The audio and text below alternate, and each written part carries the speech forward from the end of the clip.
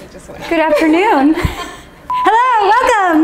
Welcome. No? Drum roll. Drum roll. Yeah, welcome.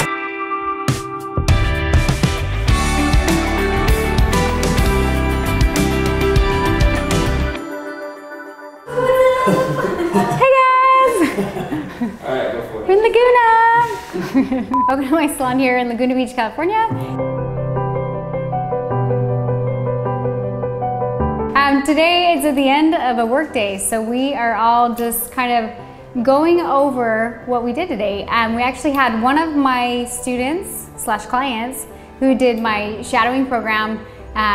She came to me last week and I just kind of encouraged her, you know, hey, if this is something you're really gonna offer to your clients, I want you to put these in your hair and experience them as a stylist. And after she had shadowed me all day, she was like, okay, yeah, let's do this. So I fit her in today and we gave her an amazing set of extensions and it looks so cute. It definitely enhanced her color.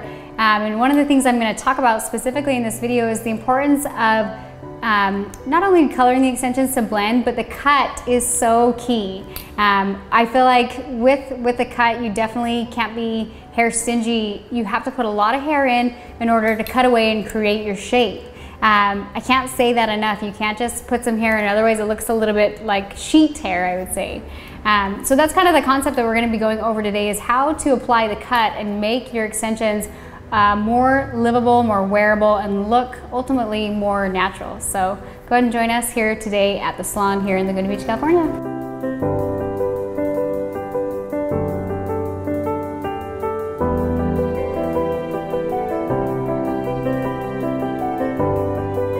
Most important things with blending extensions is not necessarily just the application, but also blending the cut and the color. So I just put some lovely extensions here. You can see I kind of rooted them, and I've actually mixed about 4 different colors here in her head. She has long hair, but there's no such thing as too much hair. So I always start kind of by going in and just slide cutting and creating the shape before I decide on a length. I think a lot of people, you have to put a lot of hair in order to be able to cut away your shape.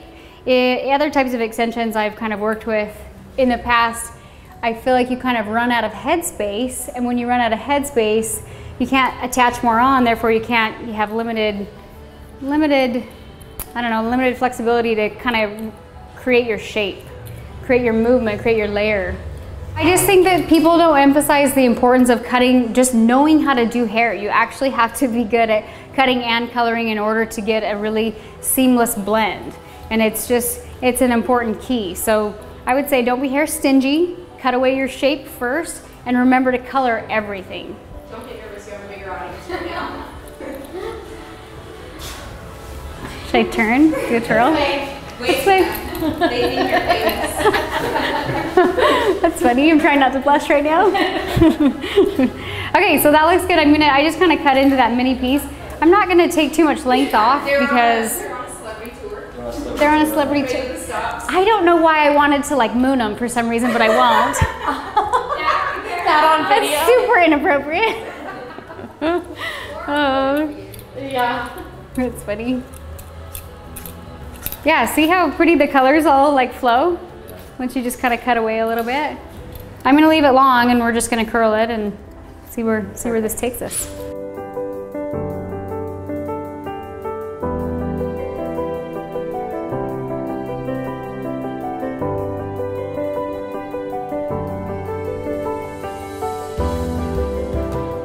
I don't even know if I can watch this because I'll be like picking my little self apart. Now you know how I feel every week. I'm all, what is my face doing? Okay, so when I went to a class and saw the way that the beads were being put in and that there was no breakage on these girls' hair, it intrigued me.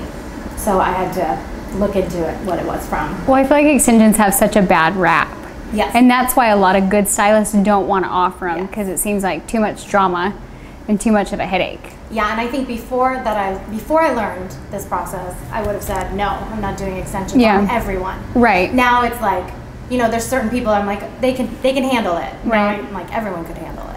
Well, I just feel like it's like, it brings out the color. And I try, I know we just did your extensions and I try and like, everybody needs more hair. She has good hair, you have great hair. But I thought if you're gonna offer these, you should fill them. Yeah. And I think they look cute, and they make the color, they like enhance the color. Yeah. I did the shadowing, and watching just the whole process. It's not just putting extensions in and curling them and then walking out like usually it is.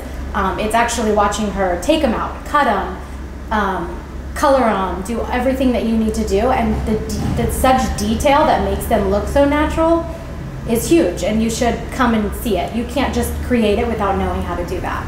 I think that was huge. I think that one of the myths too with extensions is people don't think of it as being very creative. Yeah. And I think extensions are very creative. Like even with yours, we mixed like 4 different colors, painted roots. Like to me, it's like an extension of the color, and it's very much creative. Yeah. So it's very detailed. It's detailed and creative, which I love both. So. And with my hair, I have so many different colors, so you can't just put one color and it look great. And it wouldn't blend, so it wouldn't look like this. I love it. So good. I miss mine. I chopped mine. I do have extensions in still. I did not take them out, but this is pretty much the length of my hair, but it's fun for a change. So that's the other thing, if you have clients that want just like fuller hair, like even if I had this length of hair, or I do have this length of hair, it's never gonna look this full and hold the body and curl. So I still wear my product even with shorter hair, because I just love big hair. I love lots of hair. Thank you. Well, thank you. All right. Thanks for coming out. Woo, it's a wrap. Okay, guys, I hope you guys enjoyed that tip of the week. I do a video every Tuesday. We call it Tuesday's Tips.